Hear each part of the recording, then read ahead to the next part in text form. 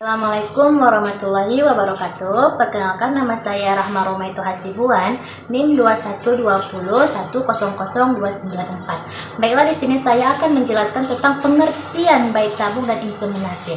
Pengertian bayi tabung itu berasal dari bahasa Inggris yang berasalkan kata insemination, yang artinya adalah pembuahan atau penghamilan, atau dalam bahasa lain disebut dengan inseminatex, yaitu menyampaikan atau menggabungkan, yang dimana penyampaian atau penghamilan secara teknologi bukan secara alami. Dan bayi tabung ini dilakukan oleh ahli medis. Mengapa? Karena ini adalah sebuah penghamilan atau wanita yang melahirkan dengan secara medis, yang dimana kehamilannya itu di luar rahim, bukan di dalam rahimnya. Jadi hal-hal ini harus dilakukan oleh yang ahli, yaitu ahli medis seperti dokter yang memang spesialis untuk hal itu. Dan yang kedua, saya akan menjelaskan tentang sebab dan motivasi mengapa seseorang melakukan bayi tabung.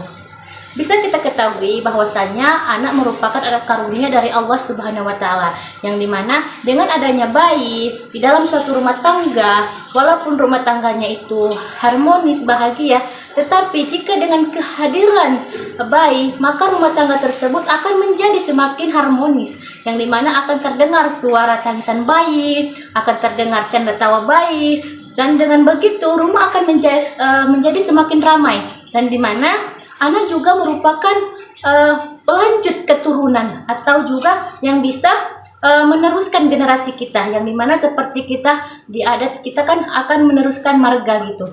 Jadi wajarlah bila sepasang suami istri ingin mempunyai keturunan, karena hal itu akan membuat rumah tangga mereka semakin harmonis karena dibunga-bungai dengan adanya seorang bayi. Dan ada beberapa hal motivasi atau mengapa dilakukannya bayi tabung. Yang pertama itu adalah supaya bisa meningkatkan populasi manusia. Yang kedua, bisa dengan cepat mengembangkan populasi manusia juga. Yang ketiga, sebagai alat alternatif. Kenapa? Jadi mana jika ada seorang perempuan yang ini mempunyai anak, tetapi dia tidak ingin melahirkan, jadi ini menjadi suatu alat alternatif. Jadi dia bisa melakukan bayi tabung. Dan yang keempat, mengapa dilakukannya bayi tabung, yaitu adalah jika kita ingin menciptakan generasi yang jenius, maka kita bisa melakukannya dengan cara mengambil gen dari orang yang jenius. Dengan kita dapatkan gen orang-orang yang jenius, maka kita akan menciptakan banyaknya generasi yang jenius. Assalamualaikum warahmatullahi wabarakatuh. Saya Nirma Situmorang, NIM 2120100193. Baiklah, langsung saja saya akan menjelaskan tentang hukum bayi tabung atau inseminasi.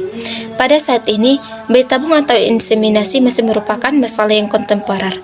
Menurut Mahmud Shaltut, bahwa hukum bayi tabung dikatakan mubah apabila sel sperma atau ovum berasal dari pasangan suami istri yang sah.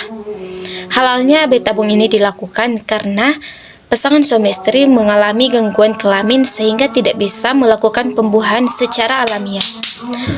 Hukum bayi tabung menurut pandangan agama Islam. Yang pertama, mendatangkan pihak ketiga sehingga hukumnya haram. Kedua, menggunakan rahim wanita lain sehingga hukumnya haram. Dan yang ketiga, melakukan bayi tabung pada masa iddah sehingga hukumnya haram. Dan yang keempat, diperbolehkan dalam ikatan pasangan suami istri yang sah. Assalamualaikum warahmatullahi wabarakatuh. Nama saya Siti Ainon, NIM 21201049. Baiklah, saya akan menjelaskan tentang metode bayi tabung pada manusia. Yang pertama itu sel sperma suami disuntikkan kepada sel telur ovum atau istri. Dan yang kedua, sel sperma berasal dari suami, sel telur ovum berasal dari istri, dan kemudian ditanamkan ke dalam rahim istri. Yang ketiga, sel sperma berasal dari donor. sel telur ovum berasal dari istri, kemudian ditanamkan ke dalam istri rahim tersebut. Dan yang keempat, sel sperma berasal dari suami, sel telur ovum berasal dari donor yang dibeli, kemudian ditanamkan ke dalam istri di dalam rahim istri. Dan yang kelima, sel sperma berasal dari donor, sel telur ovum berasal dari donor juga, kemudian ditanamkan ke dalam rahim istri. Keenam, sel sperma berasal dari suami, sel telur atau ovum berasal dari istri, kemudian ditanamkan ke dalam rahim wanita lain atau rahim sewaan.